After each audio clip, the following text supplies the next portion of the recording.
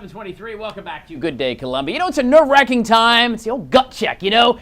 Are you going to get the invitation to the annual soiree of the year, or maybe the boss is going to ask you to come back? Did the senator give you the nod when asked about the guest list? Did the mother-in-law agree to play nice just one time? All right, so it comes in the mail. Now what? Of course, what you do and what you can do to increase the chances of a repeat visit next year. What are you going to do? Glad you asked. Gerald, Glascock, and Kaci Ingram from the Southern Institute of Etiquette and Protocol joined us this morning. Good morning. Good morning. All right, so we get the invitation. You get it in the mail. Please join me for the big old party. Let's respond to that as quickly as possible. Really? What about being fashionably late? Is it okay to send it late? Well, biggest problem is if you're hosting a party, then and you're catering, or you're having it catered, you have to know how many people are showing up. So if everybody sends in their RSVP, relatively quick, then it just relieves a lot of pressure off of you. Sure.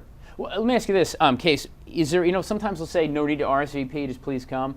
Is it still polite to do that, or don't worry about it? If it says don't worry about it, don't worry about it, or is it nice to say, hey, I can't wait? No, absolutely. It'd be great to go ahead and RSVP even if it's not required. And maybe if they offered an alternative way to do that versus just phone, it'd be an email possibly. Like email, of course, Facebook, tweet me, let me know you're coming, right? Exactly. What are some other considerations as you're getting ready for the big soiree of the year? Well, you have to remember what to dress. And if you're going to a Christmas or to an office Christmas party, then you have to wear a nice suit. Right. Don't go dressed up like, well, I'm going to the bar afterwards, so Sure. I'm kicking down a little bit. Right. And for ladies, what do you think, Kaci? Well, I think the main thing you need to do is keep in mind the normal dress code. You don't want to go with your plunging necklines, dresses, if you're going to wear that too short. You don't want anything that's too terribly flashy. Would that be more of a business casual then for the office Christmas party, or do you still just go full business, like a full suit and whatever? Well, I would go full suit because of the fact you don't know who you're going to meet. Right. All of a sudden you have a surprise visit from an out-of-town guest. Sure. And you want to make sure that you don't in your wholly ripped up jeans going, it's just a big old office party. Come on, let's hit the broom closet. That's the way to go. Yeah. I understand. And to that vein, of course, we all like to have the Christmas spirit, so to speak, but it's the Christmas spirits that get us in trouble. Well, they do. And once again, you meet somebody new at the office party. Right. You've had a half of one too many. You're not quite as sharp. Just the last half. That's right. Yeah, it doesn't take much. It puts you over the edge, so you're not as sharp. So now all of a sudden, here's a promotion that's getting ready to come up in the office. Right. Oh, look.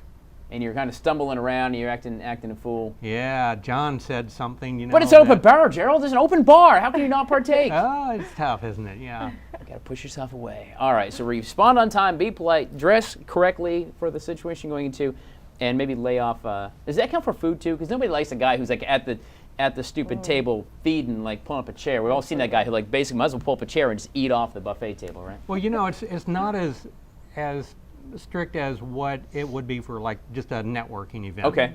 But a holiday party, yes, you can go ahead and fill up your plate. They're expecting you to eat. Sure. That's why they invite you this time. At the networking events, they don't invite you because they think you're hungry. Right. Oh, he's going to suck you in with that. All right. Very good. Right. Gerald Glascock, Kaci Ingram, the Southern Institute for Etiquette and Protocol, trying to get the invite back for next year.